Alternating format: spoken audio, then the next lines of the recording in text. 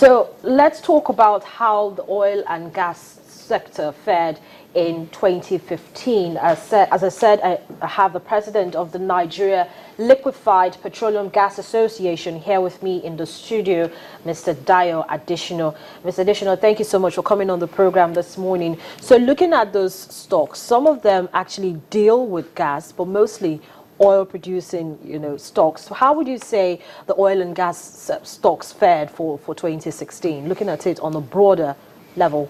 Well, thank you. Just like you said, Forte Oil is now the poster boy. They came from nowhere, and all of a sudden, for a long time, Total used to be the poster boy in the stock market. And it just goes to show that with the changes, there's going to be, even in 2016, that sector, the downstream sector, is going to witness a significant increase and influx of investors simply because of what the government has announced in terms of deregulation, which is what everyone's been waiting for.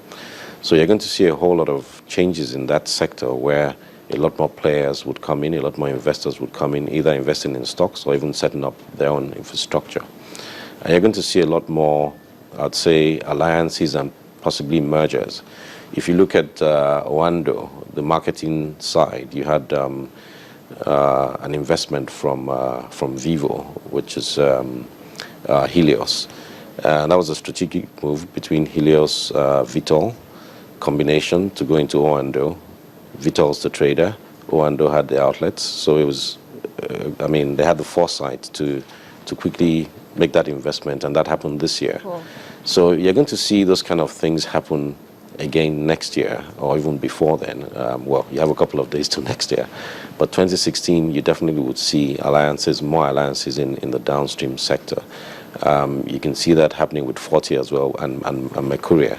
So a lot of the trading companies, international trading companies like Glencore, Trafigura, Arcadia, all those companies would be looking at having alliances with a lot of the marketing companies who have outlets, because they're traders, they can import the product, but they need outlets for those products. The last time you were on the show, you talked about the developments, particularly with LPG. It's Sure. been an ongoing crusade for you folks, and I know that 2015 was a very crucial year for your association. Could you just talk us through the highs of 2015 for LPG?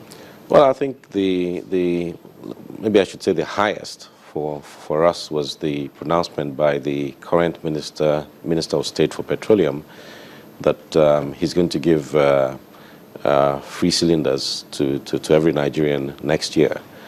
The lows, we had a lot of problems with discharge. There are three main terminals in Lagos. All the LPG comes to Lagos for now. It's seen as a dysfunction, but going forward, those are challenges that definitely we'll look at. There's a dedicated terminal, Navgas, which is the biggest. So the vessel comes and it discharges.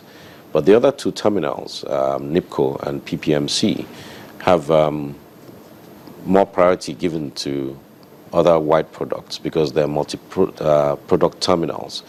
So you have the vessel waiting for them to discharge PMS and ATK. Particularly at a period when there's scarcity of fuel, a lot more priority is given to PMS, ATK, and DPK. So we've had challenges early on in the year where the vessel is waiting outside bar for upwards of 45 days, just trying to discharge. But we've also approached NLNG and PPMC to try and nominate another terminal called BOP. And so we're hopeful that in 2016, a lot of the challenges we face this year would be resolved. But were there any of such issues that came up that you felt could have been handled differently? And in 2016, how do you expect, maybe not just the government now, but individuals and associations such as yourself to ensure that it's steered on the right path? Well, the thing is, if you have full attention of government to associations and I'd say industry players who want to help the government really, in trying to do their businesses, they're also helping the government because if you take my own industry, for example, my own association, for example, what we're pushing for would help the government significantly. The president this year has signed up to COP21, 20% reduction greenhouse gas emissions from Nigeria. Now, we would play a significant role if there's a fuel switching from kerosene to LPG. That's recognized as one of the ways of reducing the greenhouse gas emissions. Deforestation is happening in 19 states of this country. And that's because people feel firewood is cheaper for them to get and use, but it's a dangerous, I mean, the fumes contribute to 4 million deaths per year. So it's, I'd say, a partnership with government. Government shouldn't see associations as just lobby groups who are looking for just their interest, but they're also instruments of helping the government to achieve what they're trying to achieve. Now, in achieving, that's free cylinder to every Nigerian in 2016, what do you think the federal government should be looking at? Because it's a program that they plan to launch. Sure. First of all, is it even achievable? Well, it's achievable not in 1 year. I mean, it has to be a program spread over 5 years at least.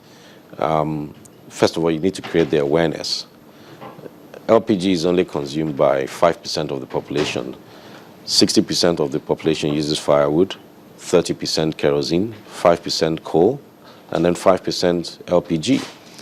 Now, that needs to change significantly to LPG, taking at least 70 to 80%.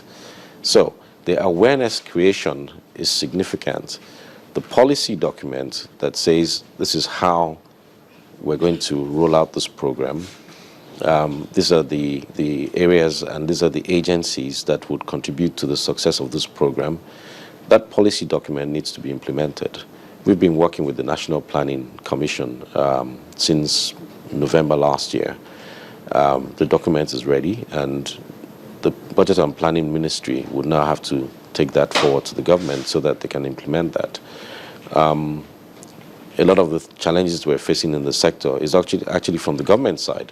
Tariffs on cylinders. I mean, if you're going to switch someone from kerosene to LPG, the kerosene they can put in pure water sachets, in Coke bottles, tin. I mean, it's very portable, but LPG is not that way. You need a cylinder or you need a gas tank to put the LPG.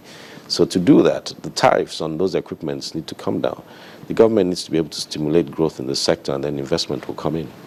So for 2016, you're very optimistic that all the issues and challenges that were faced in 2015 will be addressed? Well, we're very hopeful because we've had more engagement with government in the last, I'd say, 4 or 5 months than we've had in 6 years. Well, we're going to keep our eye on that, and definitely we'll have you back again, I'm sure, first quarter to review all of this, actions that you've actually raised and see how far it will take us into 2016. But Sure. Thank you so much, Dayo Additional, for coming on the program this morning. Thank you. Dayo Additional is the president, Nigeria Liquefied Petroleum Gas Association. Join me on the program to review the oil and gas sector in 2016, at least 2015, I beg your pardon, at least some parts of it, and expectations for 2016. We'll continue our review of another sector in just a moment. Please join us again.